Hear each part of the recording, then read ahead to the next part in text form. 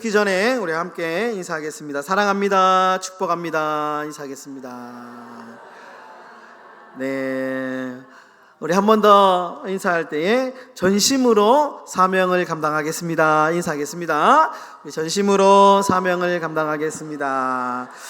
네, 오늘 어린이 주일을 맞이해서 우리 어린 친구들도 함께 앞에 앉아서 예배를 잘 드리고 있습니다. 네, 오늘도 각별히 아이들하고 예배를 드리기 때문에 설교를 좀 짧게 해야 됩니다. 길게 하면 아이들이 뭐 견디지를 못하니까요. 오늘 좀 설교를 좀 짧게 하고 뒤에 또 순서가 좀 있습니다. 또 순서도 함께 하면서 은혜 받는 시간 갖도록 하겠습니다. 네, 오늘 우리 본문의 말씀으로 에스더 강의 14번째 또 어린이 주일을 맞이했어요. 아픈 과거를 잊지 말아야 할 이유라는 제목으로 함께 말씀을 나누도록 하겠습니다.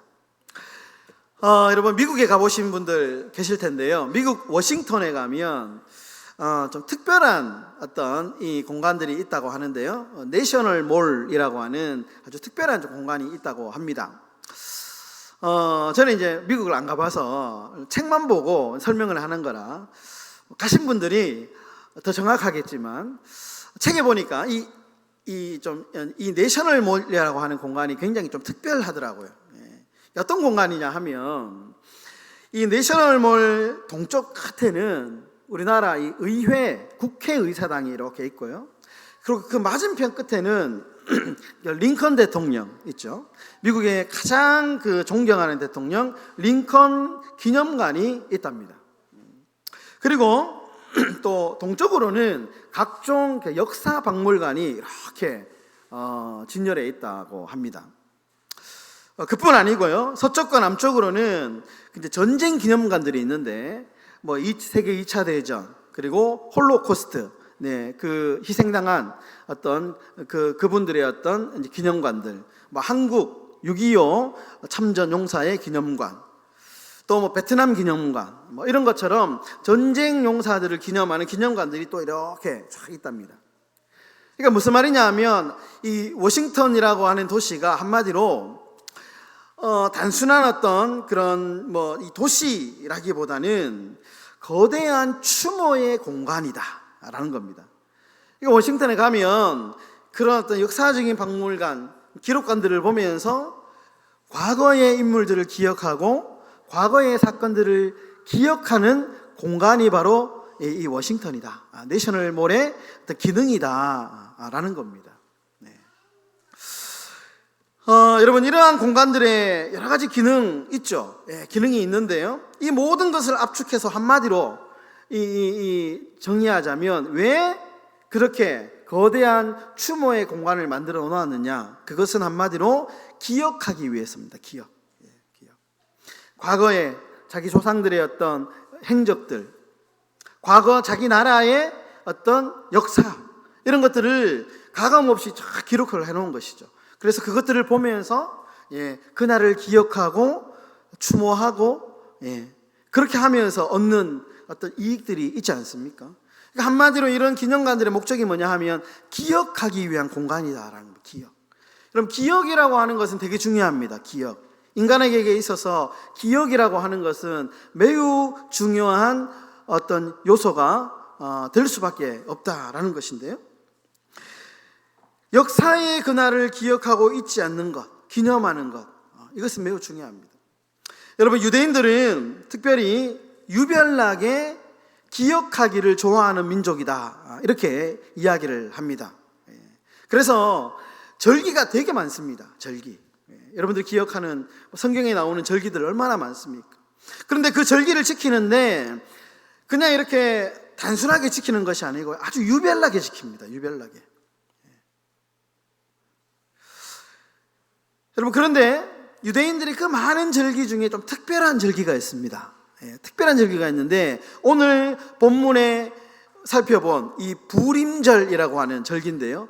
이 부림절은 유대인들의 많은 절기 중에 아주 독특한 절기입니다.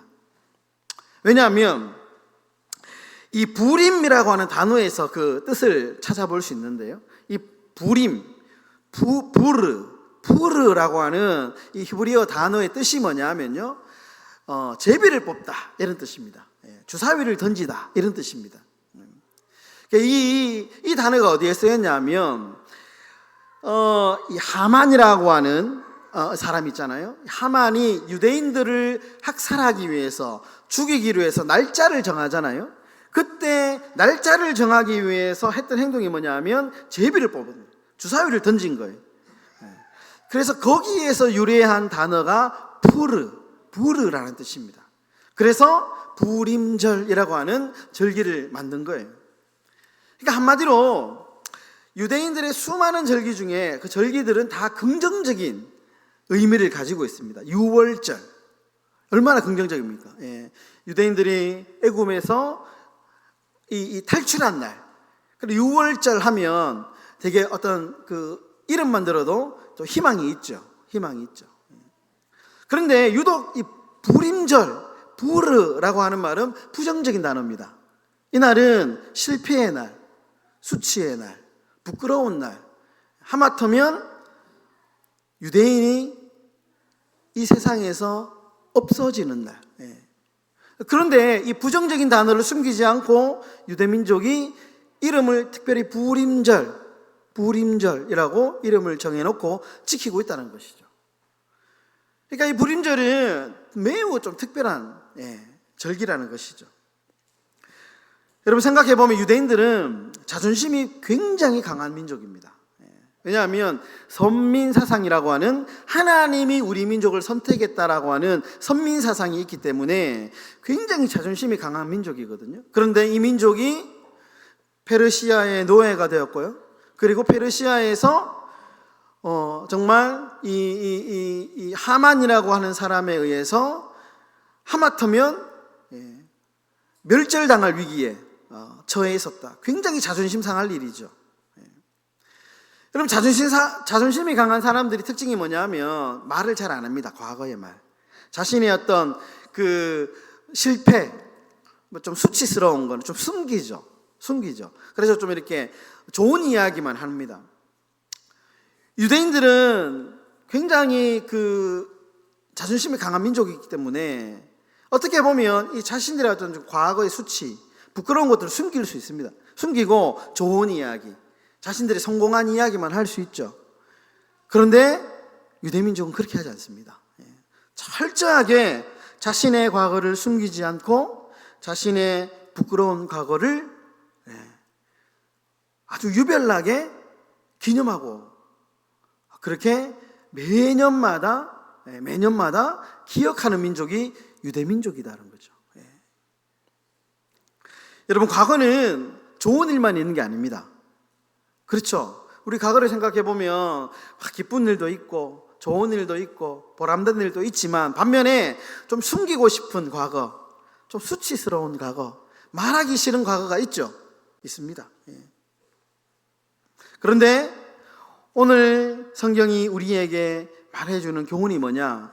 그 부끄럽고 실패하고 수치스러운 과거도 잊지 말라는 거예요. 잊지 말라. 기억해야 된다. 기억. 여러분 핀란드에는 좀 유별난 아주 특별한 날이 있는데요. 실패의 날이 있답니다. 실패의 날. 매년 10월 31일이 되면 실패의 날이라고 해서요.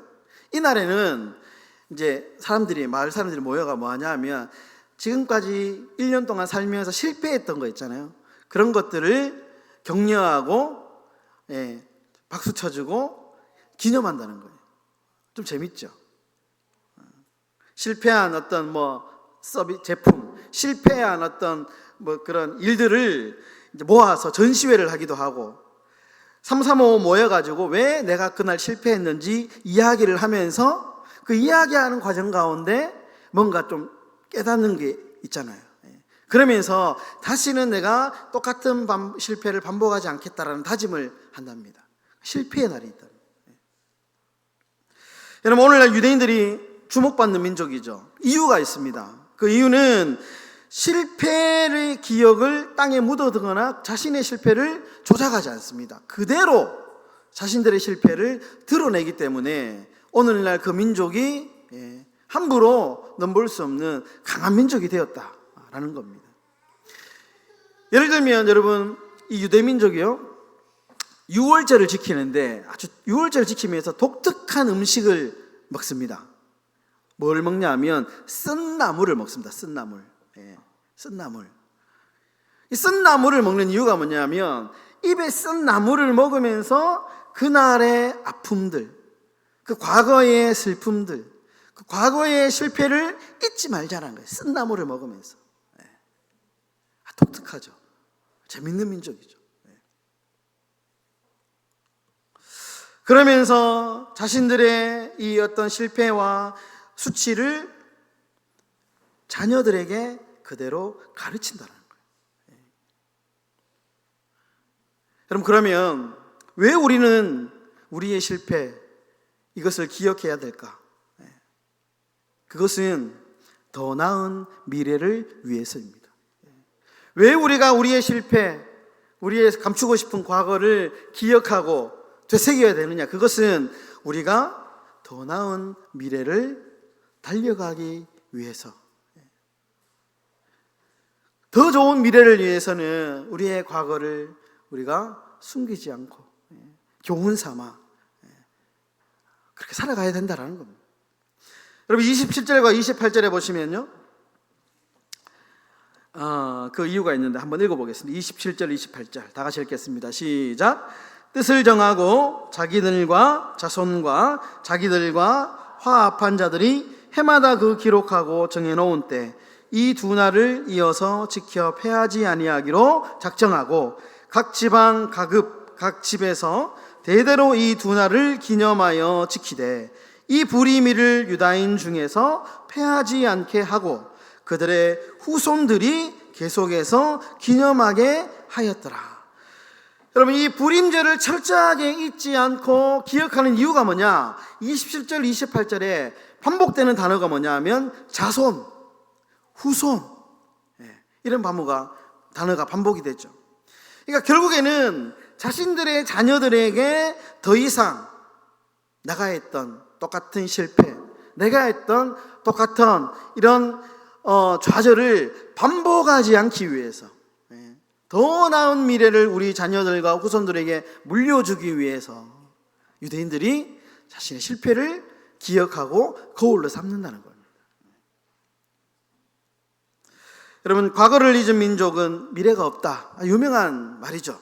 과거를 잊은 민족은 미래가 없다. 여러분, 우리의 미래가 지금보다 더 밝아지기를 모두가 원합니다. 지금보다 더 못한 미래를 원하는 사람은 한 사람도 없죠. 지금보다 우리의 자녀들이, 우리의 다음 세대가 나보다는 좀 더 나은 미래에서 살아가기를 원합니다. 그럼 그러기 위해서는 우리의 과거의 실패를 교훈 삼아서 뼈저린 반성과 자기 성찰을 통해서 개선해 나가야 되는 거죠. 개선해. 이것이 우리의 밝은 미래를 보장해 주는 것이고요, 우리의 자손들에게, 후손들에게, 자녀들에게 좋은 미래를 선물로 줄 수 있는 유일한 방법입니다. 여러분, 스펜서 존슨이라고 하는 미국의 작가가 있는데요, 이분이 선물이라는 책을 썼는데 이 선물이라고 하는 책에는 세상에는 세 종류의 사람이 있다고 합니다. 세 종류의 사람. 첫 번째는 어떤 사람이냐?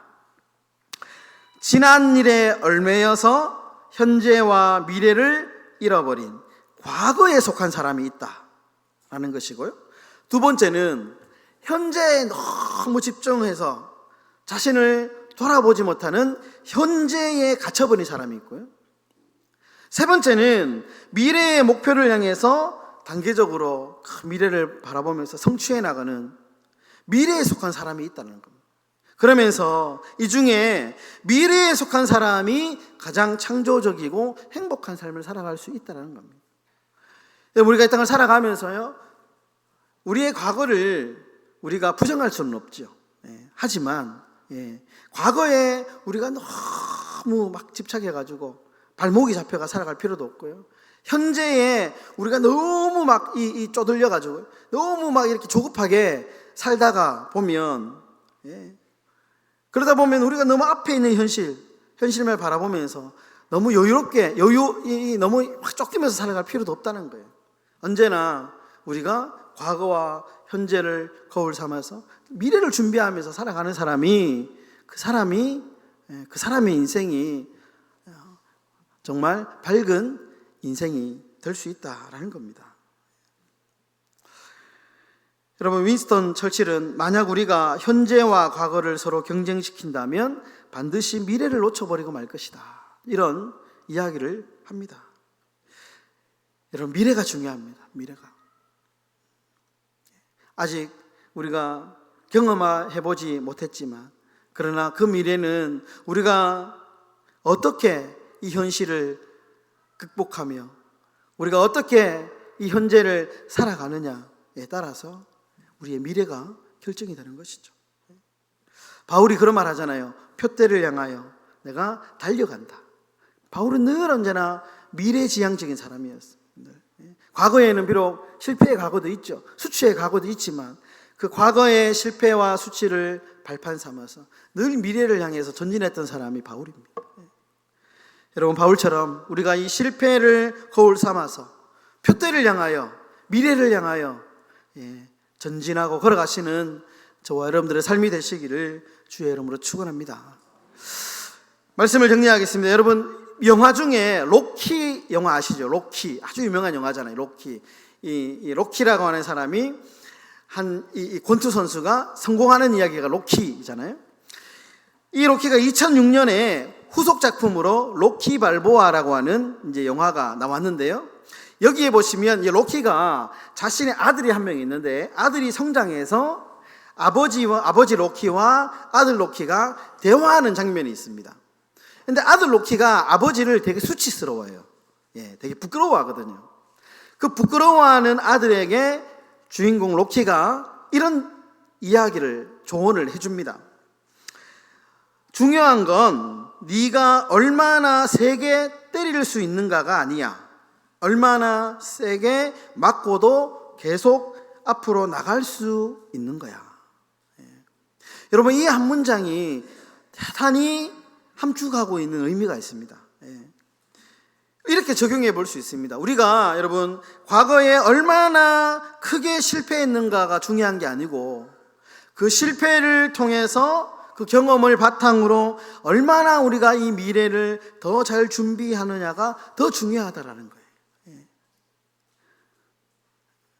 그러니까 우리가 과거에 얼마나 정말 부끄러운 과거를 가지고 있느냐, 이게 중요한 것이 아니고, 그것을 발판 삼아서 얼마나 철저하게 현재를 살아내며 미래를 준비하며 살아가느냐가 더 중요하다는 겁니다. 성경에도 이런 말이 있지 않습니까? 잠언 24장 16절에 대저 의인은 7번 넘어질지라도 다시 일어날, 악인은 재앙으로 말미암아 엎드러지느니라. 여러분, 오늘 어린이 주일을 맞이했어요. 우리의 자녀들에게 아름다운 미래를 물려줘야 되지 않겠습니까? 그럼 그러기 위해서는 우리가 좋은 것만 준다고 해서 우리의 자녀들의 미래가 밝지 않습니다. 우리의 자녀들에게 우리의 실패를 가르쳐야 됩니다. 그리고 다시는 내가 했던 실패를 반복하지 말라고 가르치고 보여주고 조언해 줘야 됩니다. 그러면 우리의 미래는 밝을 수밖에 없습니다. 여러분, 위대한 인물이 탄생하기 위해서는 어떻습니까? 언제나 실패와 실수가 이렇게 동반이 됩니다. 마찬가지로 우리 교회가 좋은 교회가 되기 위해서는요, 하루아침에 탄생하지 않습니다. 과거의 실패를 잊지 않고 반성하고 끊임없이 전진하는 과정 가운데 우리의 교회는 더 좋은 교회, 더 아름다운 교회로 세워지고 발전하게 되는 겁니다. 여러분, 우리 행복한 교회가 실패를 거울 삼고 과거의 어려움을 거울 삼아서 더 나은 미래로 전진하며 걸어가시며 뛰어가시는 그런 복된 교회가 다 되시기를 주님의 이름으로 축원합니다. 기도하겠습니다.